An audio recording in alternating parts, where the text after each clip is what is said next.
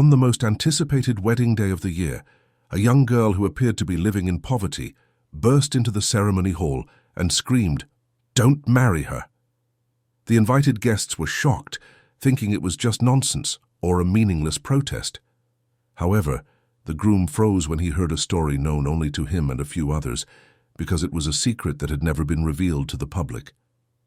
In front of a magnificent cathedral in the Upper East Side of Manhattan, rows of luxury cars were lined up neatly. Today was the wedding day of Arthur Sterling, 35 years old. He was the heir to Sterling Construction Corp., one of the leading construction firms in the United States. Today, through his marriage to Penelope Lane, 32 years old, two massive conglomerate families were set to unite. Arthur paused for a moment at the entrance of the cathedral. Dressed in a white tuxedo, tension was clearly visible on his face. The anxiety that had been pressing against the corners of his heart for the past few weeks felt even stronger today. The strange feeling he had experienced while reviewing the prenuptial agreement prepared by his father, Samuel Sterling, 65 years old, still hadn't vanished. "Why must there be such a complicated clause?" Arthur muttered to himself. All his life he had trusted and followed his father, but this time something felt wrong, especially regarding the mutual delegation clause related to asset management. He had stopped to read it multiple times because it felt suspicious. Inside the cathedral, about 300 guests had already filled the pews. From political figures and business moguls to journalists, everyone gathered there, making the event worthy of being called the wedding of the century. Amidst the flashes of camera lights, Arthur walked slowly into the cathedral. Right then, a small child ran out from behind a pillar near the cathedral doors. The girl's name was Sophie, 4 years old, wearing a worn-out pink dress, and it was clear that her face and clothes hadn't been washed in days. However, in her small eyes, a fierce determination shone. "Mister, don't go in," Sophie shouted at the top of her lungs. Instantly, the eyes of all the guests turned to the little girl. Security guards immediately ran toward her, but Sophie didn't back down an inch. Arthur felt confused. "Child, what are you doing here? Where are your parents?" Sophie shook her head. "You can't marry that lady. That lady is a bad person." Whispers began to ripple through the guests. Some laughed, thinking it was funny, while others clicked their tongues, sensing it was a bad omen. Arthur knelt down and looked into Sophie's eyes. "Why do you say that?" Sophie answered with a trembling voice. "The mirror pledge." "It's because of the mirror pledge." Arthur's face instantly tightened. The term mirror pledge was a secret code for the mutual delegation clause he had seen in the contract a few days ago. That term was only used by his father and their attorney, Mr. Bennett, 50 years old. How could this child know? Where did you hear that term?" Sophie pointed toward the cathedral interior. "In there. I was hiding at night, and I heard it. That lady said she wants to take all of your money." Security tried to grab Sophie, but Arthur raised his hand to stop them. "Wait. Tell me more details." "One night I was sleeping in the cathedral. Then that lady came with some scary men and talked. She said if you get married, all your money will belong to her, and bad things will happen to the children you help." Arthur's heart pounded. It seemed the child was talking about the Child Protection Foundation he managed, the Beacon of Hope Foundation. Just then, the back doors of the cathedral opened, and Penelope Lane appeared in her wedding gown. Her face was deathly pale, and the expression of Attorney Bennett, who followed her, was also unusual. When Penelope's eyes landed on Sophie, fear flashed across her face. "Arthur! Why is that child here?" Arthur stood up slowly. "Penelope, do you know what the mutual delegation clause is?" Penelope's face grew even paler. I don't know what that is. Why are you suddenly asking that?" Sophie screamed again, loudly. "Liar! You're the one who said it. You said you would take his money with the mirror pledge." The atmosphere in the cathedral suddenly turned chaotic. Guests began taking out their phones to record the situation. Attorney Bennett immediately stepped forward to speak. "Ladies and gentlemen, this is just a child's prank. Someone must be using this child to—" "No," Sophie cried out while sobbing. "I pretended not to know anything, but I know that lady is cheating you. You are a good man. Arthur's suspicions over the past few weeks overflowed like a wave. The contract his father had prepared in a rush, Penelope's unusual behavior, and the warnings from attorney Rachel, 45 years old, began to connect to one another. "Sophie," Arthur said softly, "can you tell me exactly what you heard?" Sophie nodded while wiping her nose. "Yes, but I'm scared here. There are too many people." At that moment, Samuel Sterling entered from the cathedral doors. His face was beet red with anger. "Arthur, what is this commotion? Get this child out of here immediately." "Father," Arthur's voice contained a note of defiance for the first time, "I'm going to listen to this child's story until the end." "What?" Samuel's voice echoed through the cathedral. "Have you lost your mind? Humiliating the family in front of 300 guests like this?" Sophie clung to Arthur's leg, trembling. "Mister, I'm scared. That old man is angry." Arthur picked Sophie up. At that moment, something he had long suppressed in his heart exploded. "Father, I will protect this child. And as for the wedding..." As he stopped talking, everyone in the cathedral held their breath. Penelope's face was now completely white, and Attorney Bennett was nervously fiddling with his phone. "I am postponing this wedding indefinitely." With Arthur's statement, the cathedral fell into total disarray. The cathedral was in a state of absolute chaos. Guests whispered to one another, and journalists broadcasted the situation live with their cameras. Arthur was still holding Sophie, whose small body was shivering in his arms. "Arthur, snap out of it right now!" Samuel shouted in a rage. "All of this is total nonsense." However, in Arthur's mind, everything was finally starting to make sense. The discomfort he had felt over the last month, the complex contract his father had rushed, and Penelope's behavior, which was different from usual, he began to understand it all. "Sophie," Arthur said gently, "can you show me the place where you heard that conversation?" Sophie nodded. "Yes. But what if those scary people follow us?" "It's okay. I will protect you." Arthur took Sophie's hand and walked toward the side of the cathedral. Attorney Bennett hurriedly intervened. "Mr. Sterling, this is truly absurd. Are you going to ruin this important moment just because you believe the words of a small child?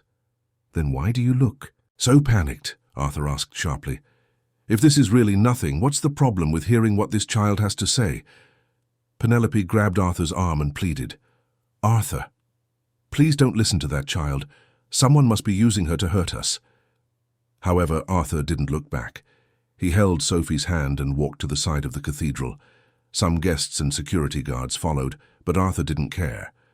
On the side of the cathedral was a small garden, and behind it was a small building connected to the rectory.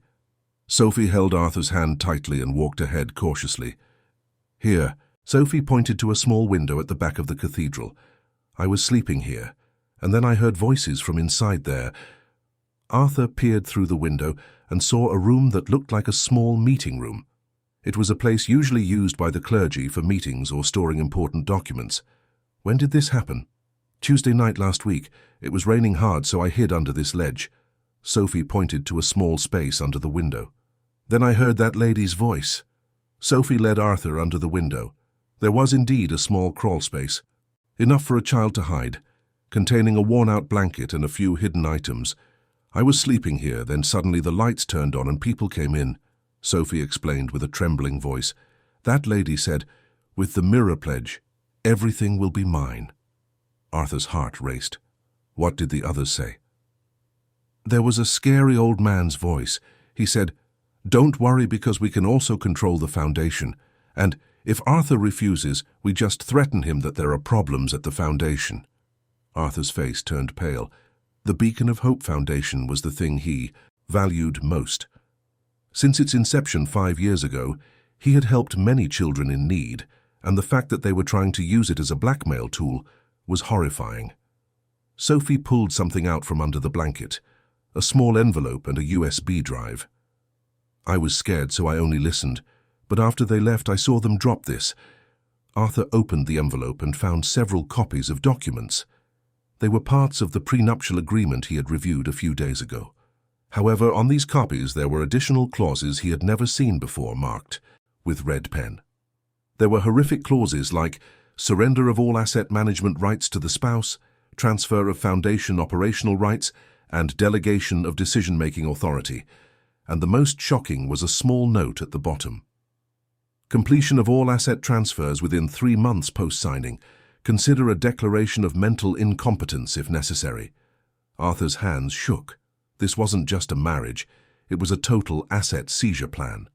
Sophie, is there anything else besides this? Sophie shook her head. No, but I was so scared then that I didn't dare touch the USB. I only grabbed it later. Right then the sound of footsteps came from behind. Samuel Sterling arrived with Attorney Bennett and Penelope, their faces filled with rage. Arthur! Stop this strange game right now and come back inside, Samuel shouted.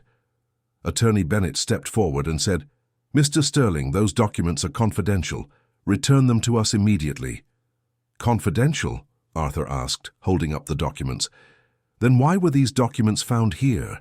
And what is the meaning of these additional clauses? Penelope's face turned deathly pale.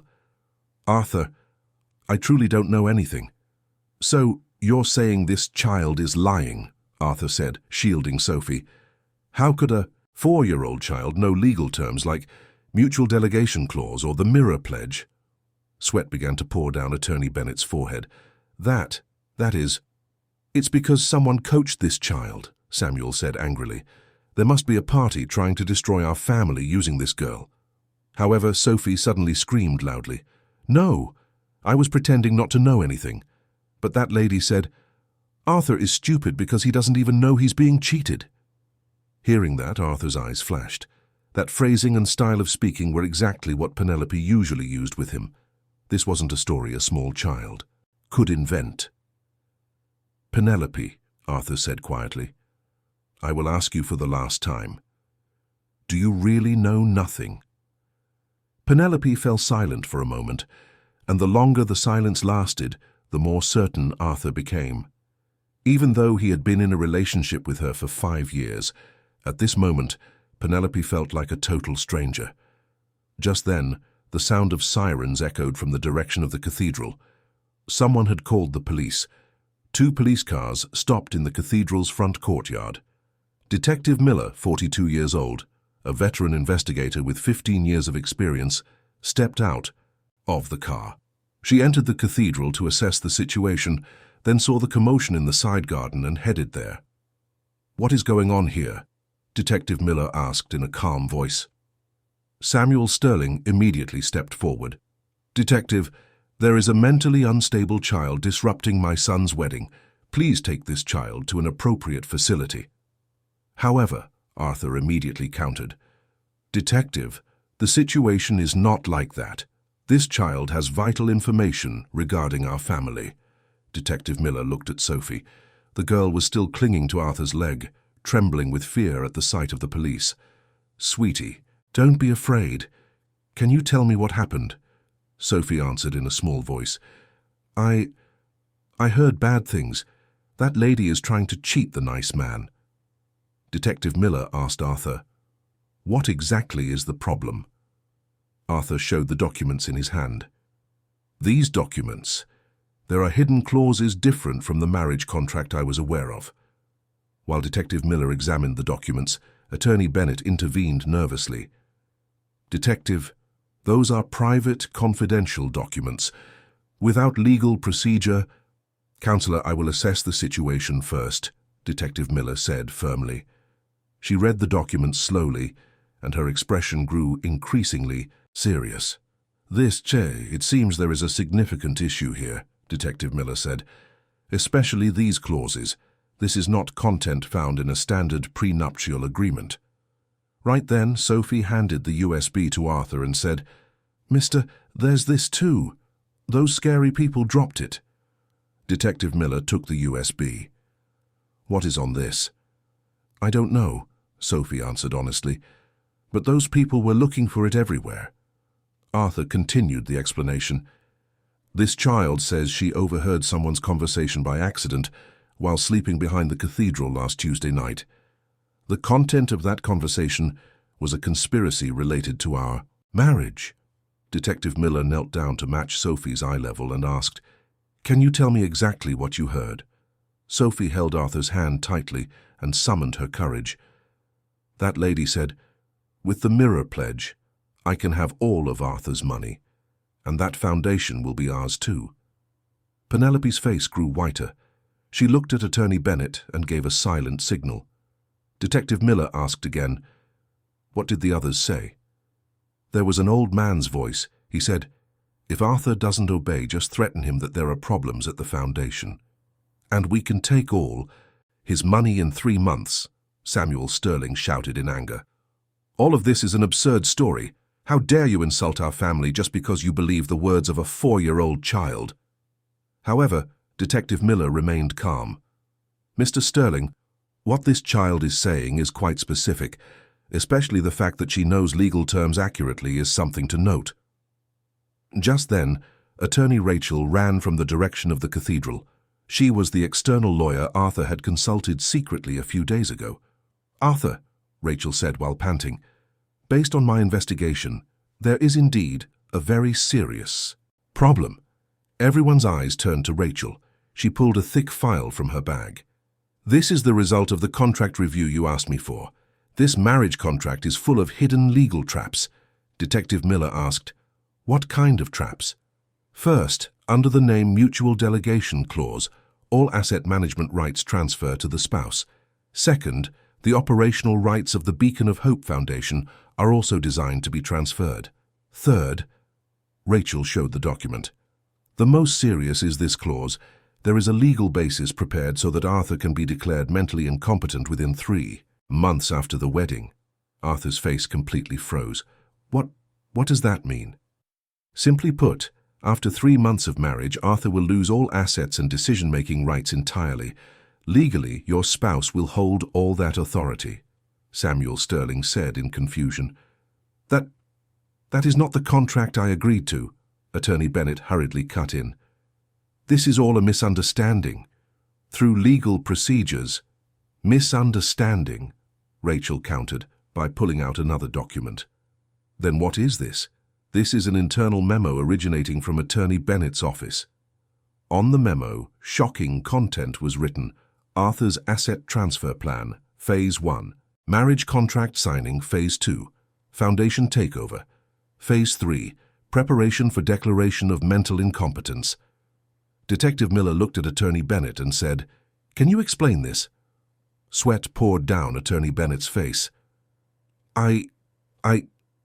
Right then, Sophie suddenly began to cry loudly.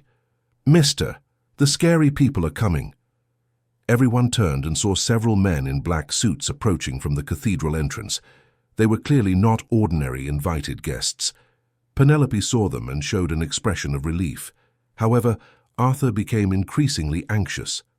"Who are they?" Detective Miller asked. Samuel Sterling answered, "They are our company's security team." However, Rachel shook her head. "No, I know them. They are employees of Penelope Lane's father's company." At that moment, all the puzzle pieces began to fit together. This wasn't just a marriage fraud. It was a massive conspiracy between 2 corporations. The men in black suits drew closer, and Sophie trembled more violently. Arthur held the child tightly and looked at Detective Miller.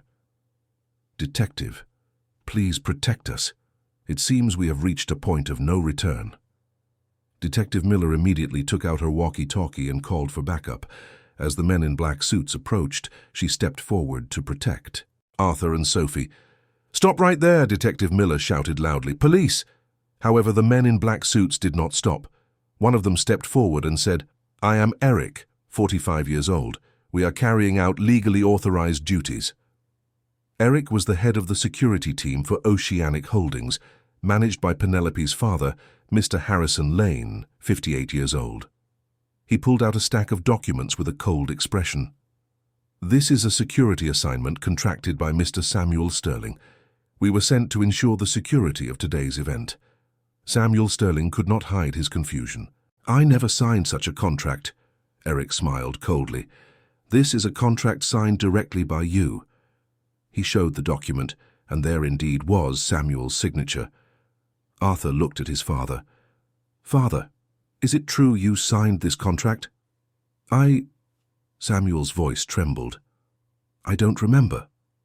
Rachel took the contract and examined it, then showed a shocked expression. This contract, the date is written as today, but the signature was clearly done several days ago. Detective Miller asked sharply, what does that mean? It means someone obtained Mr. Samuel's signature beforehand, then manipulated the contract with today's date. Sophie said quietly in Arthur's arms. Mister, that voice sounds like the scary man, the one I heard that night. Everyone's eyes turned to Sophie.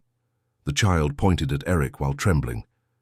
That scary man is the one who said, Old man Samuel is already on our side.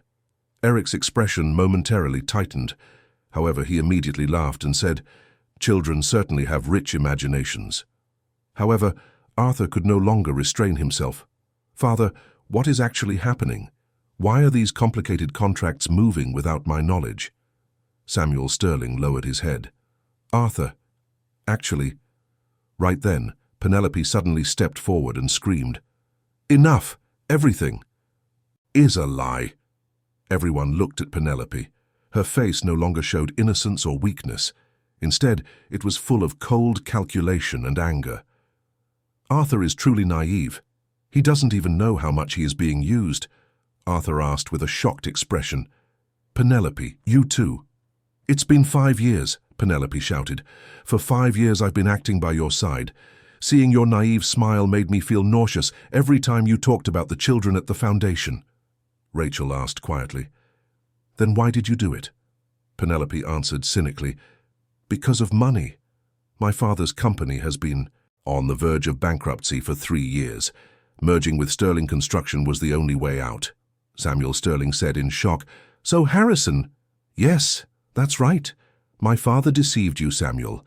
Fake financial reports, fake contracts, everything was a lie.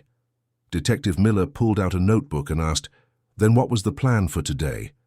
Penelope said with a desperate expression, After marrying Arthur, the plan was to transfer all assets within 3 months and forge a mental health certificate to paralyze Arthur. Arthur's legs went weak. He felt his hands holding Sophie trembling. So for the last 5 years, everything was a lie. Initially, it was just a job. Penelope's voice momentarily wavered with emotion, but as time went on, I truly liked you, Arthur. Then why? Because it's too late, Penelope shouted while crying. My father already borrowed money from a dark organization. If this plan fails, our entire family will be in danger. Eric looked at his watch and said, Time is up. Now we move to Plan B. At his signal, the other men began to move.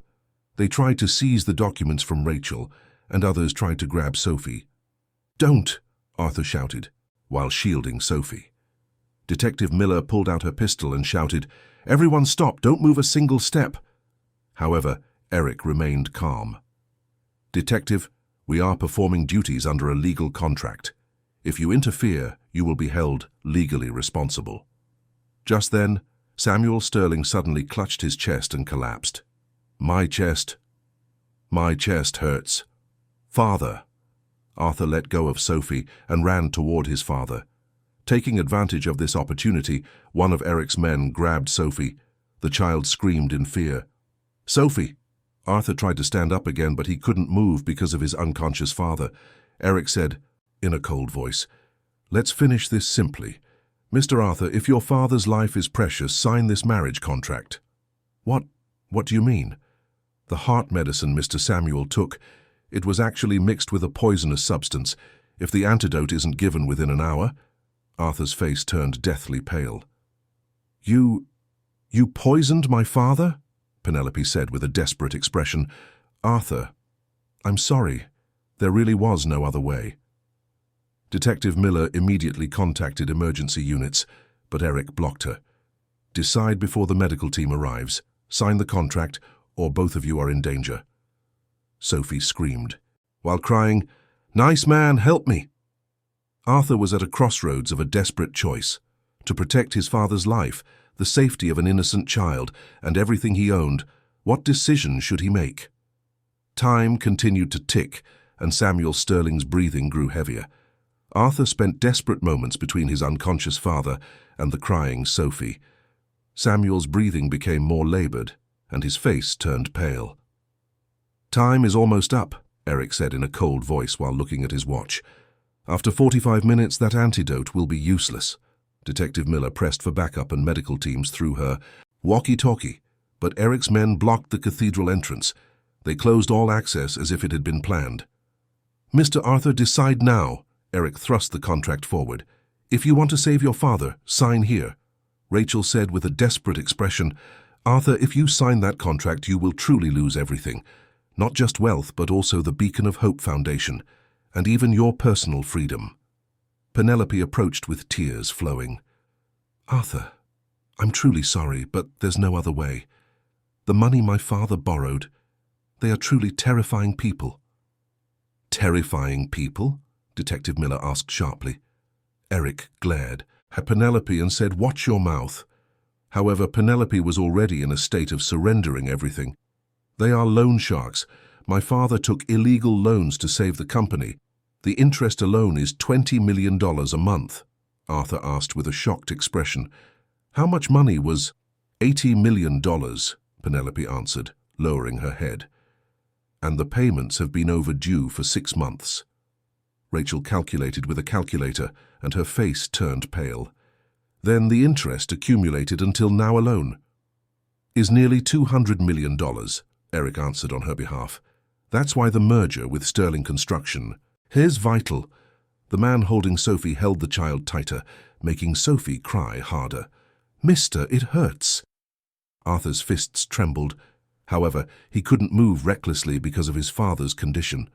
Just then, another voice came from the back of the cathedral. "Everyone stay where you are."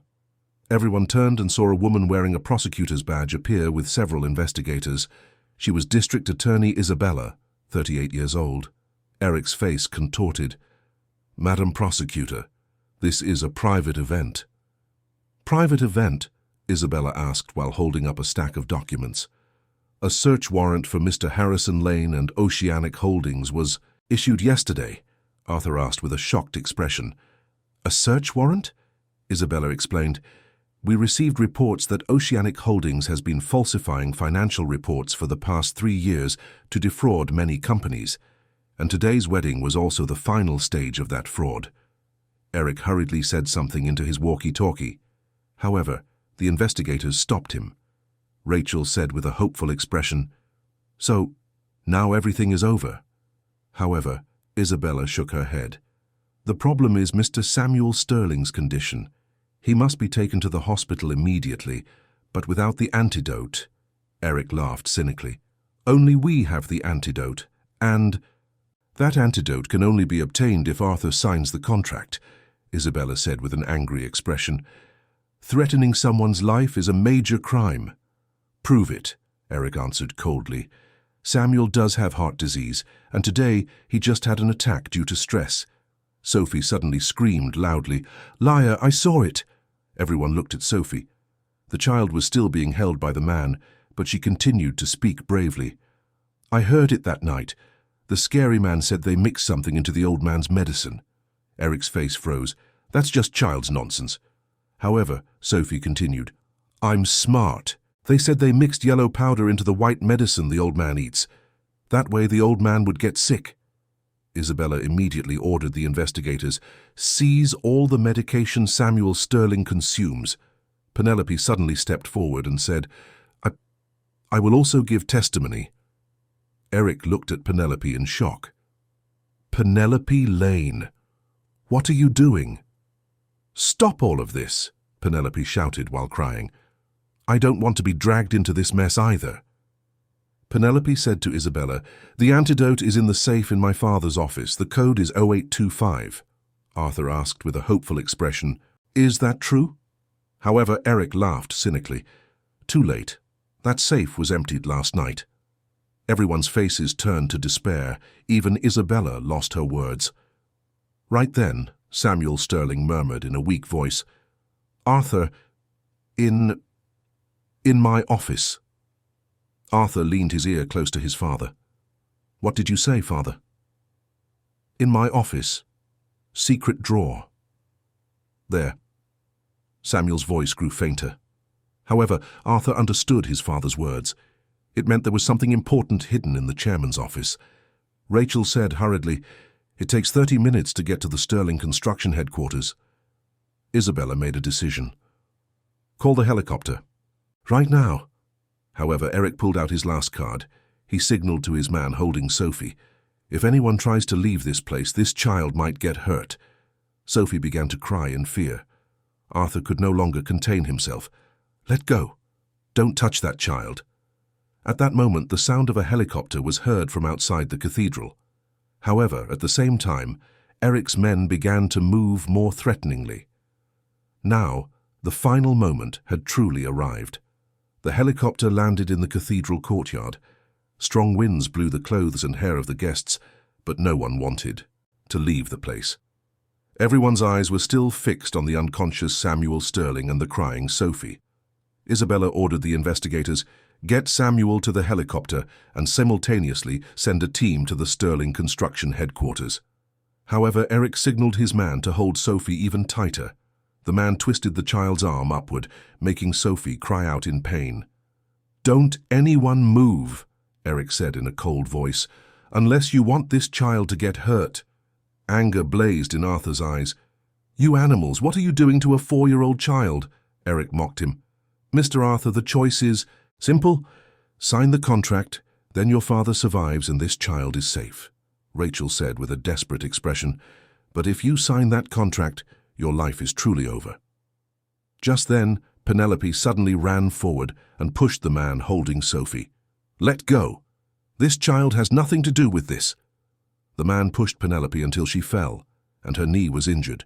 However, taking advantage of that opportunity, Sophie managed to break free. "Miss!" Sophie ran toward Penelope while crying. Eric shouted angrily at his men, "What are you doing? Catch her again!" However, Isabella's investigators immediately intervened. A brief scuffle occurred, and in the middle of the chaos, Arthur moved his father to the helicopter. "Father, I will definitely find it," Arthur promised his father, who was beginning to lose consciousness. While the helicopter took Samuel to the hospital, Arthur boarded another helicopter. His destination was the Sterling Construction headquarters. Rachel and Isabella accompanied him. During the flight, Isabella asked, "Do you know exactly where the secret drawer your father mentioned is?" Arthur shook his head. "I've been to Father's office several times, but this is the first time I've heard of a secret drawer." "Time is up," Rachel said while looking at her watch.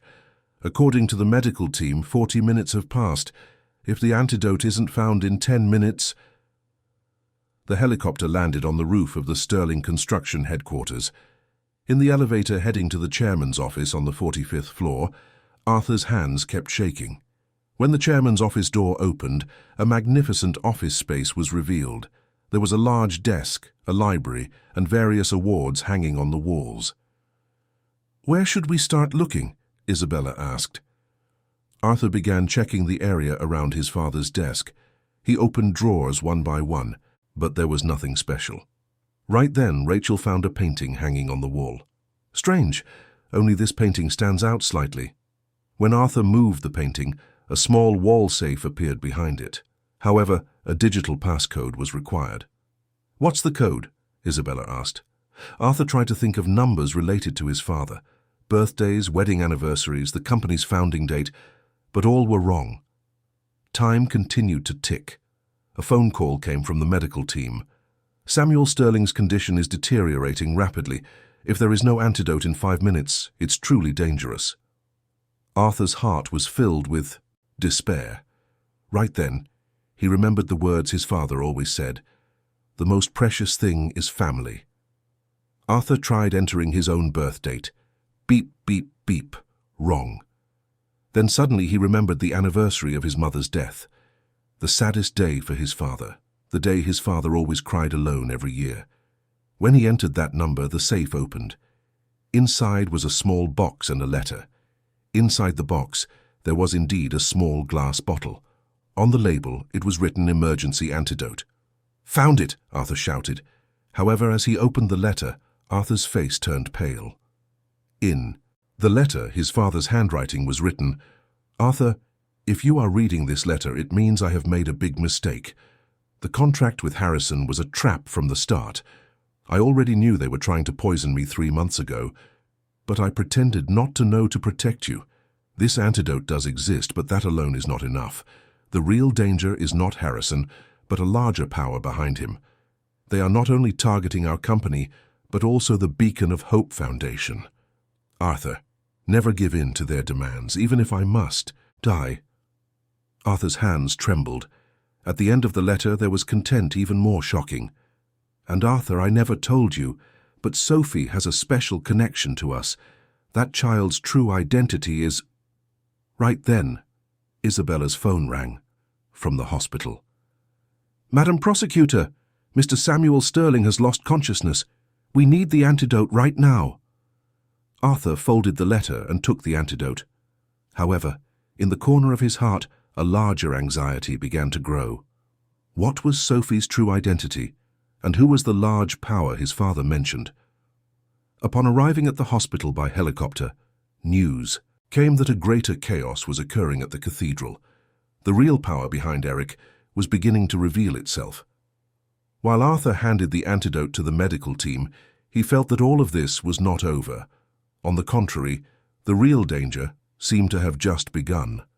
Samuel Sterling had been given the antidote, and his condition began to stabilize, but he hadn't regained consciousness. Arthur waited anxiously in front of the ICU. Rachel contacted him from the cathedral. Arthur, the situation is getting even more complicated. Eric has been arrested, but what he revealed is shocking. What do you mean? Harrison was also being controlled by someone. He said there is a larger organization behind him. Arthur's heart seemed to stop. That was the warning written in his father's letter. And new facts about Sophie have also been revealed. About Sophie? Rachel's voice trembled. That child is actually not an orphan. She has parents. Arthur asked hurriedly. Then why was she on the streets? She ran away. From someone. Just then, Isabella ran to the hospital. Her face was full of urgency. Arthur, we must return to the cathedral immediately. Why? Sophie is gone. Arthur felt his blood freeze. Gone? Isabella explained quickly. Chaos broke out during Eric's arrest process, and in the middle of that chaos, someone took Sophie away. But that person was not a member of Eric's organization. Then who? The person who took Sophie was a middle-aged woman wearing a formal suit. The child looked scared and cried when she saw that woman, but eventually followed her. Arthur and Isabella rushed back to the cathedral. The front courtyard was still chaotic. Most of the guests had left, but investigators and journalists were still there. Penelope saw Arthur and immediately ran over. Arthur, Sophie has been found. Where is she? But Penelope's expression darkened. The situation is complicated. Penelope led them to a small cafe 200 yards from the cathedral. Through the glass window, Sophie was seen sitting with a woman. The woman's name was Sarah, 48 years old. Who is that woman? Arthur asked. Isabella checked the data and showed a shocked expression. Sarah, the wife of the Sterling construction executive who went missing 5 years ago. The missing executive? Yes. Brian. He was a figure involved in the initial founding of the Beacon of Hope Foundation. Arthur's mind became complicated. Someone connected to the Beacon of Hope Foundation. Inside the cafe, Sarah was talking seriously to Sophie. Sophie wasn't crying, but her expression was very somber. We must go inside, Isabella said. As they entered the cafe, Sarah looked up. In her eyes shone a deep sadness combined with anger. Sophie is my daughter, Sarah said calmly. Arthur asked with a shocked expression, Your daughter? Yes, her real name is Sophie Sarah. Sophie looked at Arthur and said in a small voice, Mister, I'm sorry, I lied. Arthur knelt down and looked into Sophie's eyes. What did you lie about? Actually, I have a mother, but because mother was looking for father, I hid alone, Sarah said while crying. 5 years ago, my husband suddenly disappeared. After he said he found something strange at the Beacon of Hope Foundation, the next day he vanished without a trace. Isabella showed interest. What kind of strange thing? He found that foundation donation funds were being funneled elsewhere, reaching millions of dollars every month. Arthur's face turned pale. That's impossible. I personally reviewed all the foundation's accounting. Sarah shook her head. You were deceived, Arthur. There is a separate, original ledger. She pulled out a worn-out notebook from her bag. This is the last record my husband left behind. Opening the book, hidden transaction details of the Beacon of Hope Foundation were revealed. 70% of the donation funds were transferred to a special account, and the manager of that account was shockingly Attorney Bennett. Where did this money go? Isabella asked. Distributed to many places, but the final destination was... Sarah pointed to the last page of the notebook. The Northern Syndicate. Arthur tried to remember if he had ever heard that name, but he didn't. Isabella explained, The Northern Syndicate is on U, the surface and investment firm, but they are actually an organization that seizes management rights of many companies. Sophie said in a small voice, Mother, will those scary people come again? Sarah hugged the child and answered, It's okay, Sophie. The truth will soon be revealed. However, right then, several black sedans stopped outside the cafe. The people who stepped out of the cars radiated an aura of pressure different from Eric's. One of them entered the cafe. A man in his mid-50s wearing a perfectly pressed suit. Sarah, it's been a long time, the man said with a cold smile. Sarah's face contorted with fear. Mr. Vance? Gregory Vance, 54 years old, was the real leader of the Northern Syndicate. He looked at Arthur and said, Mr. Arthur Sterling, pleasure to meet you. I am Gregory Vance. Arthur showed vigilance and asked, Are you the mastermind behind all of this? Gregory laughed. Mastermind sounds too sinister.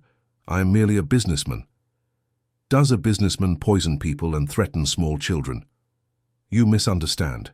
Eric or Harrison moved independently from us. We prefer much more elegant methods. Isabella stepped forward. What do you mean? Gregory placed a stack of documents on the table. Mr. Arthur, look at this. Those documents were the original founding documents of the Beacon of Hope Foundation, and there, shocking content was written. The original founder of the foundation was not Samuel Sterling, but Gregory Vance, and Arthur for the last 5 years had been managing a money laundering institution belonging to them. This kind of thing. Arthur's voice trembled. Now choose, Gregory said, whether to continue pretending not to know and join us, or lose everything. Sophie held Arthur's hand while trembling. At this moment, Arthur was faced with the horrific possibility that many children he thought he had helped were actually just tools of crime. Arthur trembled as he saw the documents.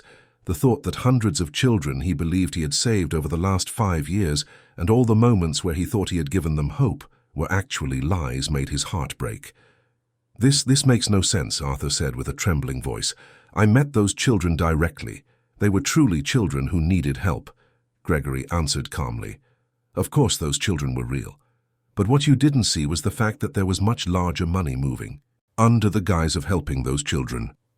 Isabella reviewed the documents and said, If this document is original, it means more than $80 million have been used for other purposes through the foundation over the last 5 years.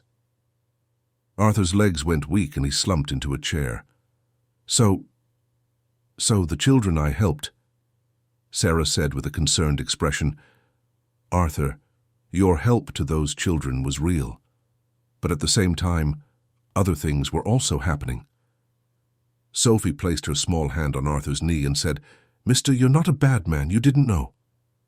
However, Arthur fell into deep guilt. Regardless of whether he did it without knowing, the fact that he was used for crime weighed heavily on him. Gregory continued talking. Your father initially didn't know either, but he began to realize it 3 years ago.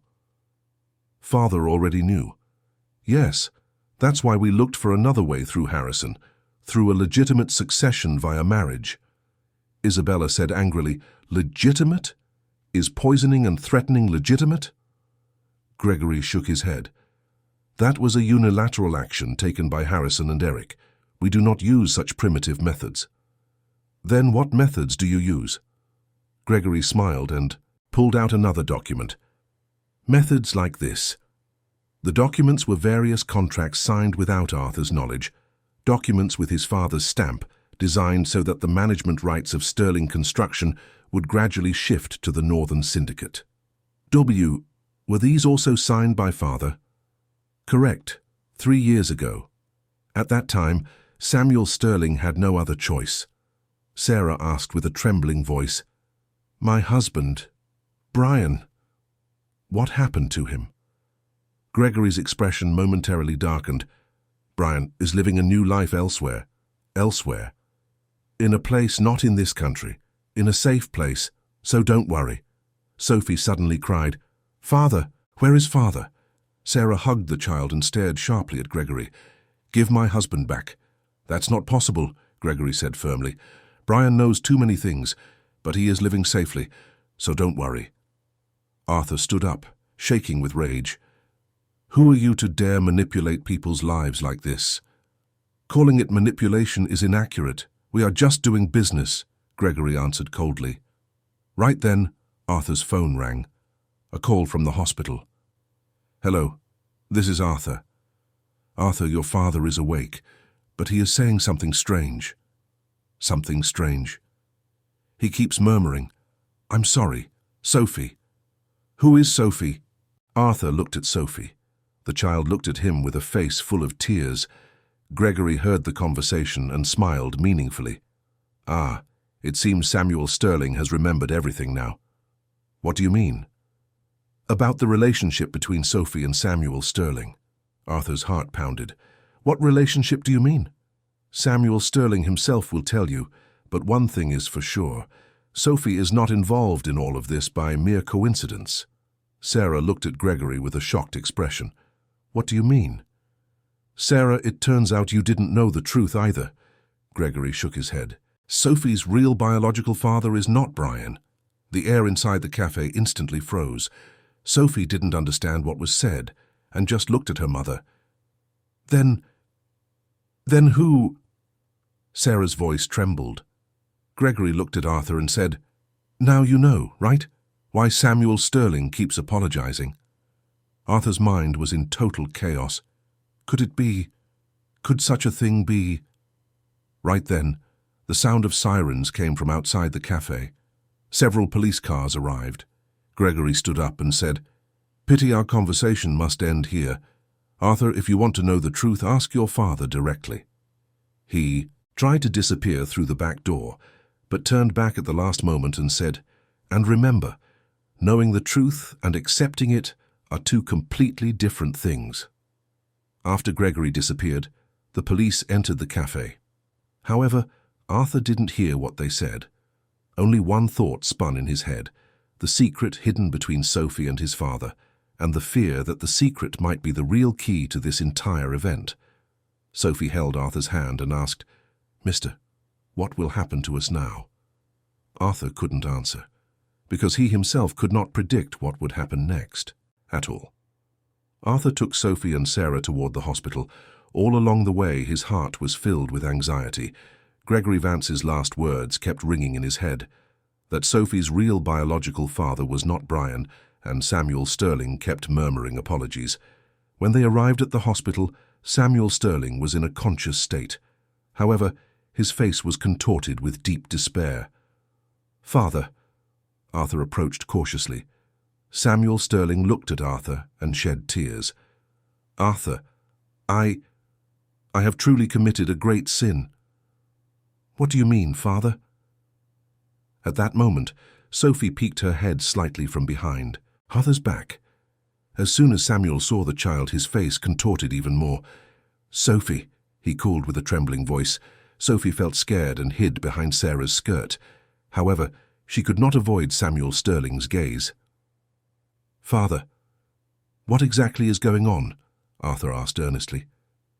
Samuel Sterling fell silent for a long time, and finally he opened his mouth. "Sophie. Sophie is your younger sister." The air in the hospital room instantly froze. Arthur's face turned pale, and Sarah stepped back in shock. That's impossible, Arthur said while trembling violently. Sophie is Sarah's daughter. Sarah is the one. Who raised Sophie? Samuel Sterling said while lowering his head. Her biological mother was someone else, Sarah asked with a shocked expression.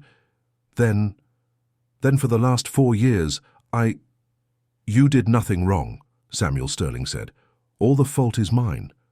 Isabella asked to understand the exact situation. What exactly happened? Samuel Sterling took a long, deep breath. 5 years ago, I made a big mistake.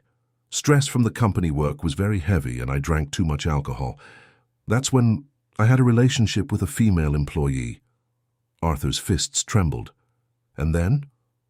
When I found out the employee was pregnant, I was scared, worried about the impact on the company and the family. I gave her money and asked her to give birth to the child secretly. Sarah asked angrily. Then who is Sophie's real biological mother? Her name was Mia Kingston, but she passed away in a traffic accident shortly after giving birth. Arthur asked with a desperate expression. Then Sophie? She became an orphan. That's when Brian offered himself to me. He said his wife, Sarah, would raise the child. Tears welled in Sarah's eyes. My husband lied. To me. Brian did that to protect you, because he was afraid you would be hurt if you knew the truth. Sophie didn't understand the complex adult conversation and felt uneasy. Mother, why is everyone crying? Sarah hugged the child tightly and said, It's okay, Sophie, Mother is here. However, Samuel Sterling's confession didn't end here. But 3 years ago, Gregory Vance found out all these facts, and he began to threaten me. What kind of threat? He threatened to reveal Sophie's existence to the world. Thinking of the shock you would receive, Arthur, and the impact on the company, I had no choice but to obey their demands, Arthur said, trembling with rage. So you let them use the Beacon of Hope Foundation. Forgive me, Arthur. I did it to protect you, but as a result, I actually plunged you into greater danger. Isabella analyzed coldly. So it means Gregory Vance planned to use Sophie as an ace card from the start. Correct. They used Sophie to control Brian, and through Brian, they laundered the Foundation's money. Then Brian's disappearance was also... Samuel Sterling nodded. When Brian felt guilty and wanted to expose everything, Gregory sent him somewhere, and began to monitor Sarah and Sophie. Sarah said while crying, So for the last 2 years we were hiding too. That was because of Gregory's people. They controlled you, so they could use Sophie at any time. Arthur could no longer restrain himself. Then the fact that Sophie appeared at the wedding today was also... That was Gregory's plan, Samuel Sterling said desperately. They initially planned to use Sophie if the plan with Harrison failed. How? Shaking your emotions through Sophie and ultimately making you surrender everything. Sophie suddenly began to cry loudly. Bad things happened because of me. Mister, that is sad because of me. Arthur approached Sophie and knelt down.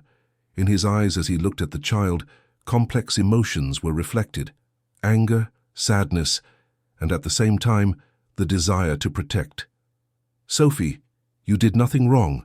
All of this is the adult's fault. However, at that moment, Arthur's phone rang. From Rachel. Arthur, it's bad. What is it? The Northern Syndicate is moving. Hearing news that Samuel Sterling is awake, they called an emergency board of directors meeting. An emergency board meeting? They are trying to strip management rights on the grounds of Samuel's mental incompetence. And, Rachel's voice trembled, they plan to reveal Sophie's existence to the media in 1 hour. Arthur's face turned pale. If revealed to the media, Sophie and also Sarah would receive a social attack that would be hard to bear. What should we do? Gregory Vance gave a final offer. If Arthur gives up all assets and management rights and disappears quietly, they will cover up everything related to Sophie. Arthur looked at Sophie. It was unbearable for him if a 4-year-old child had to live with a wound for life because of him. However, he also couldn't just surrender. Everything like that. That would be another form of cowardice. How much time is left? 50 minutes. Arthur stood at the final moment where he had to make a decision. Arthur stared out the hospital room window while deep in thought. 50 minutes was too short. However, he had already solidified his resolve. "No," Arthur said firmly. "I will not run away." Rachel asked with a shocked expression, "But Sophie?" "The way to protect Sophie is not by running away. The way is to face Gregory Vance directly." Samuel Sterling tried to get up from the bed. "Arthur, that's too dangerous. Gregory Vance is a much scarier person than we think."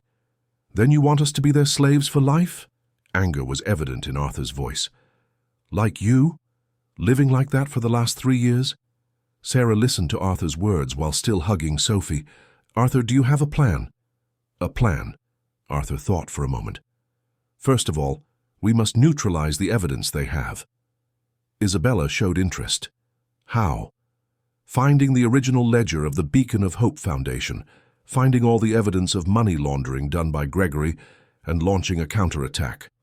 Rachel shook her head. "If such evidence existed, Gregory would have already destroyed it." "No," Samuel Sterling suddenly said. "There is evidence." Everyone's eyes turned to Samuel Sterling. "I have recorded all their actions for 3 years. Secret conversation recordings, documents photocopied secretly. Everything is stored in a safe place," Arthur asked with a shocked expression. "Where is the place?" "There is a secret safe under the office of the Beacon of Hope Foundation. All the evidence is there." Isabella immediately said, "We must go there right now and check it." However, Samuel Sterling showed a worried expression. "The problem is, Gregory might have also realized the existence of that safe." Right then, Arthur's phone rang again, this time from an unknown number. "Hello?" "Mr. Arthur, I am Gregory Vance." Arthur's face tightened. The others also showed tense expressions. "What is it?" "I am contacting you directly because time is up. 40 minutes from now, the press conference is scheduled to begin." "Press conference?" Gregory's voice was cold and calculating. "About Sophie's existence, Samuel Sterling's past, and the truth about the Beacon of Hope Foundation." Arthur said angrily, "Weren't you the one using the foundation to launder money?" "Can you prove it?" Gregory mocked. "In all the documents, Samuel Sterling and Arthur are the ones leading it." Rachel hurriedly pushed a small note. "I am recording this." Arthur saw the note and continued talking. "So you mean you were not involved at all?" "Of course.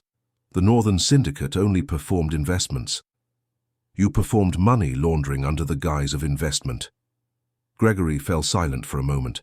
Then he said cautiously, "Mr. Arthur, statements without evidence can be defamation." However, Arthur didn't give up. "Where is Brian?" "Why ask about that?" "Because he knows all the truth. Brian is abroad of his own volition. He wanted to start a new life."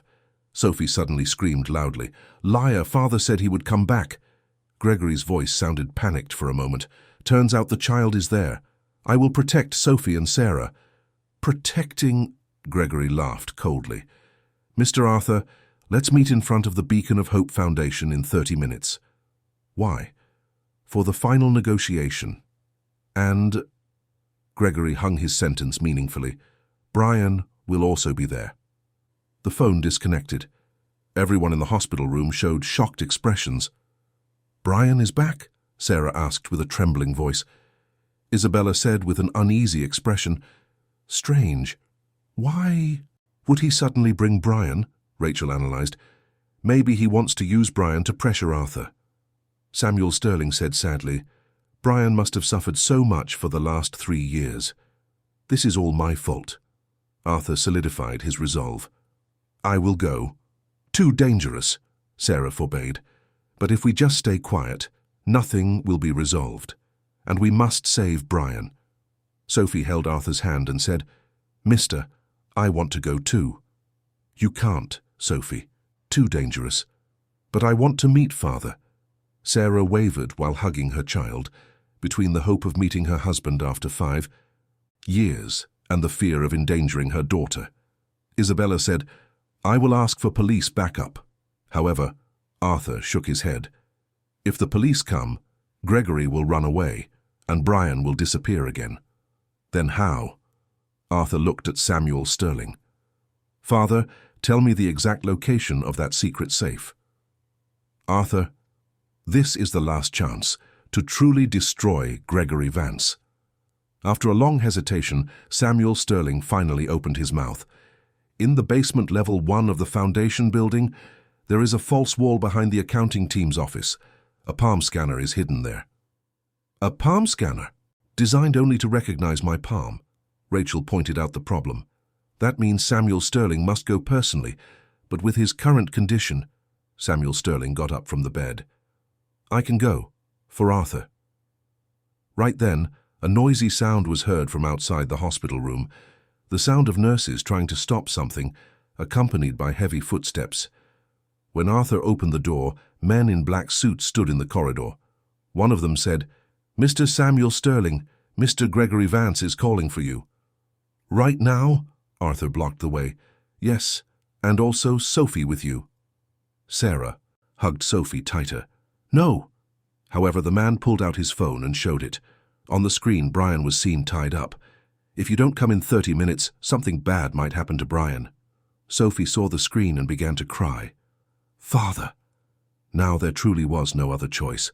The atmosphere in front of the Beacon of Hope Foundation building felt gloomier than usual. Because it was already night, the employees had already gone home, and around the building, only Gregory's people were seen. Arthur slowly headed toward the building entrance while pushing Samuel Sterling's wheelchair.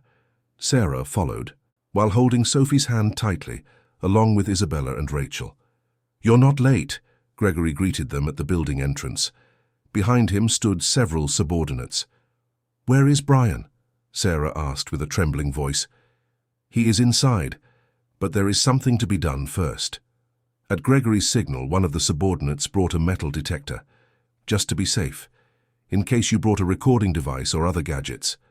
Isabella protested. This is illegal detention.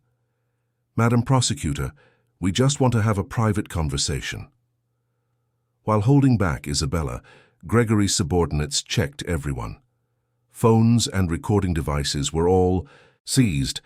Now please come in. Gregory opened the building door. When taking the elevator to the 3rd floor, there was a spacious meeting room. In the middle of the room sat Brian, 46 years old, tied to a chair. 5 years had changed him much. His hair was partially grey and his face looked thin. Father! Sophie screamed and tried to run closer, but Gregory's subordinate blocked her. Brian shed tears when seeing his daughter. Sophie, you've grown up. Sarah also could not hold back her tears.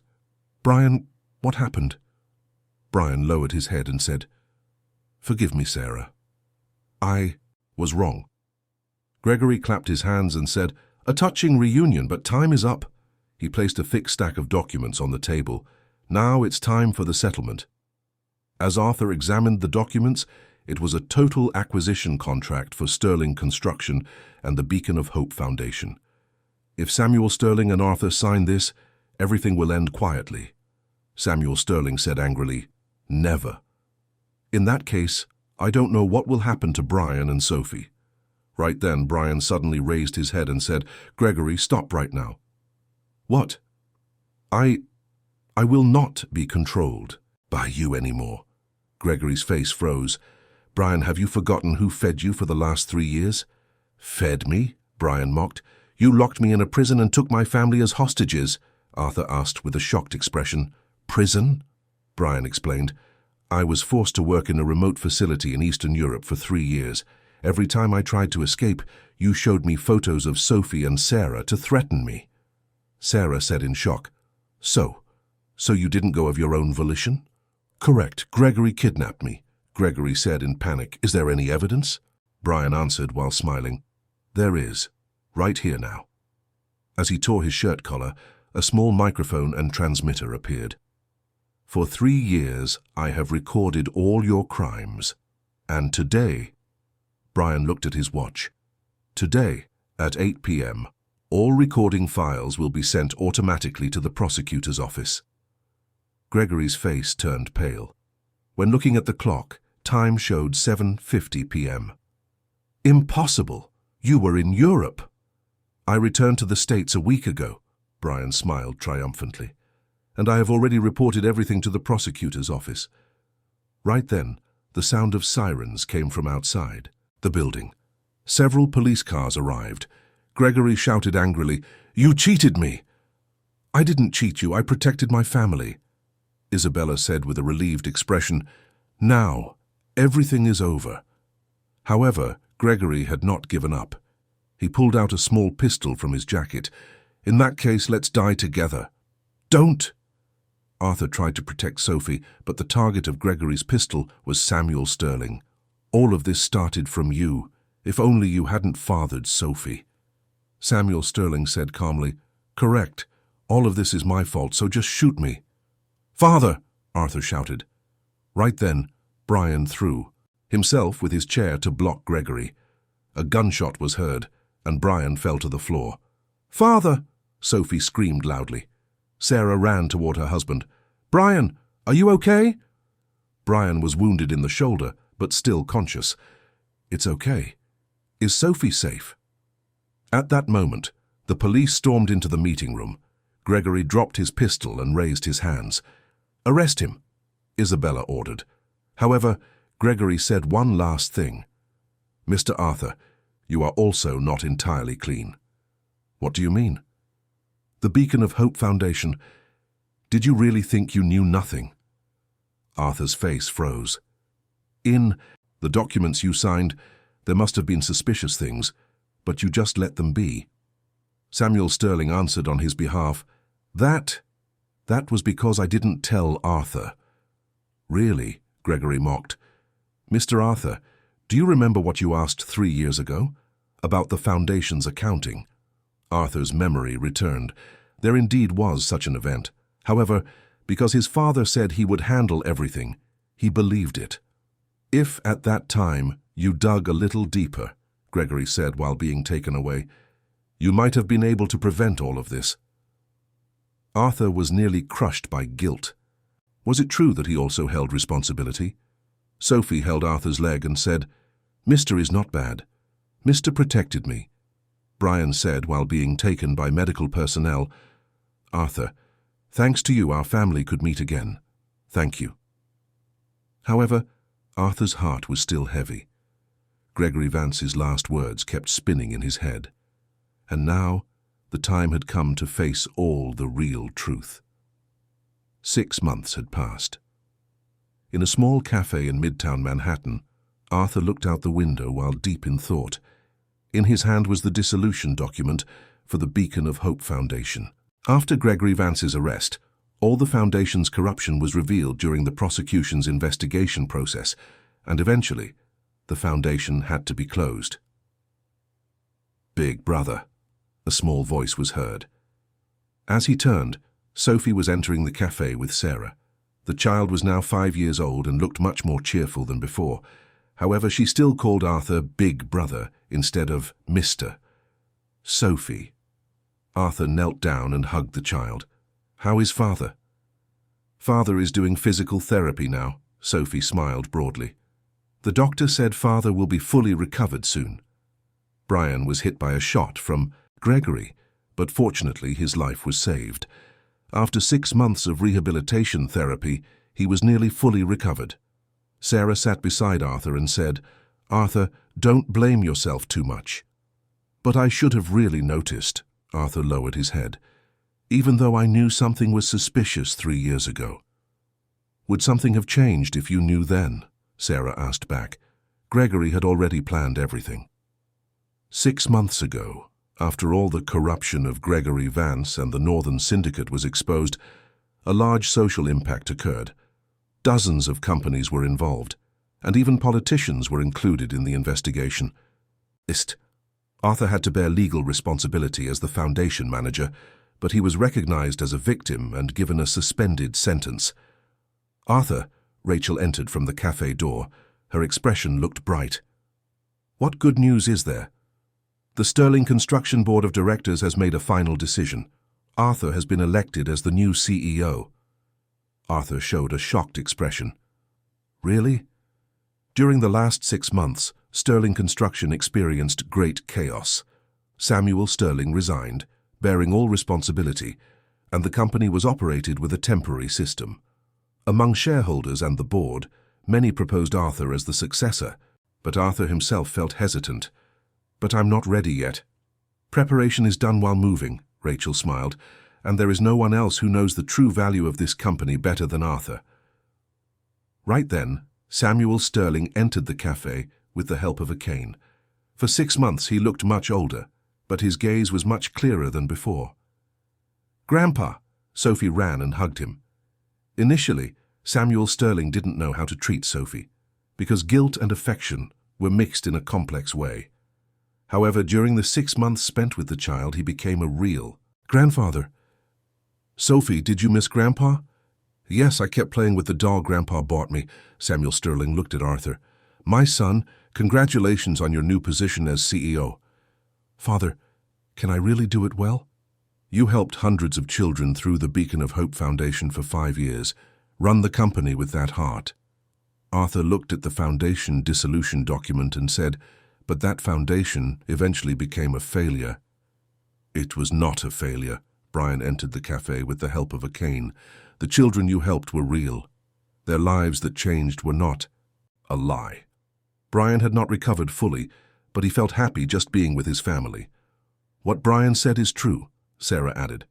"Just because Gregory Vance controlled it from behind, it doesn't mean the hope Arthur gave to those children became fake." Arthur thought for a long time. For the last 6 months he had been submerged in deep guilt. He thought he had helped hundreds of children, but the fact that he was used in crime kept tormenting him. Sophie held Arthur's hand and asked, "Big brother, are you sad because of me?" "No, Sophie. In that case, smile. Show me the smile Sophie likes." Arthur looked into the child's pure eyes and realized something. That true salvation does not come from a perfect situation, but from not losing hope in the middle of an imperfect reality. "All right, Sophie." Arthur smiled sincerely. It was his first real smile in 6 months. Rachel asked, "Then what will you do with the new foundation?" Arthur looked at Samuel Sterling. "Father, let's start again. This time, truly transparent." "A good idea, but the name must be changed." "What's the name?" Sophie raised her hand and said, "Genuine Hope." Everyone laughed. The child's pure suggestion was actually the most appropriate. "Genuine Hope Foundation," Arthur murmured. "Sounds good," Brian said. "This time I will handle the accounting, so it will never be manipulated again." Samuel Sterling nodded. "And I will only be an advisor. There will be nothing more to hide." After that night 6 months ago, many changes occurred in this family. Penelope Lane admitted everything in court and was given a suspended sentence. Now she works at a small NGO in the countryside and is living a new life. Harrison Lane and Eric were given heavy sentences, and Gregory Vance was given a life sentence. The Northern Syndicate was dissolved, and all companies involved were investigated. However, the biggest change was the heart of this family. The relationships that were once woven with lies and secrets were reborn with honesty and forgiveness. "Big brother," Sophie said again, "we will continue to be a family forever, right?" Arthur hugged the child and answered, "Of course, we are a family." Sarah said while crying, "Thank you so much, Arthur. If not for you." "I am the one who should be thankful," Arthur answered. "It was Sophie who saved me." Samuel Sterling looked out the window and said, "Now it's truly a new beginning." The light of the sunset entered through the cafe window and shone warmly on everyone's faces. The suffering and chaos of the last 6 months finally turned into the light of hope. Arthur became the new CEO at Sterling Construction and was preparing to help children again through the Genuine Hope Foundation. Brian's family reunited after 5 years, and Samuel Sterling became a true grandfather. Everything was not perfect. There were still problems to be solved, and wounds that had not fully healed. However, now they had the most important thing: sincere love for one another and the hope to step forward. Sophie smiled broadly while looking at all the adults. In that smile was contained the resilience of a family that successfully passed through difficult times and pure hope for the future that would unfold. "Now I am truly happy," the child said, and those words represented the feelings of everyone there.